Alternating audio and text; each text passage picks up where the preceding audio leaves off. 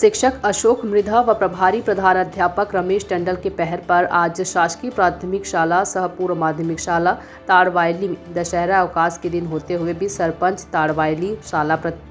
शाला प्रबंध समिति के अध्यक्ष सदस्य गणपालक एवं प्रत्येक घर से एक सदस्य कुल 55 लोग मिलकर एक दिन में 230 मीटर लंबी कच्ची बाउंड्री वॉल बांस एवं बल्ली से बना डाली। ग्राम ताड़वायली कार्यालय पखांजूर से 47 किलोमीटर दूर छत्तीसगढ़ के अंतिम ग्राम है। शिक्षक मृधा का कहना है कि उन्होंने फरवरी 2022 को पदोन्नति में इस संस्था में आया है, जबकि उन्होंने संगठन के जिला पदाधिकारी होने के नाते चाहते तो संशोधन करवा सकते थे, किंतु उनके द्वारा ऐसा न कर इस संस्था को सुधारने की संकल्प साथी शिक्षक और संस्था प्रभारी रमेश टंडन के सहयोग से ली गई। पखांजूर से विप्लव कुंडू की रिपोर्ट।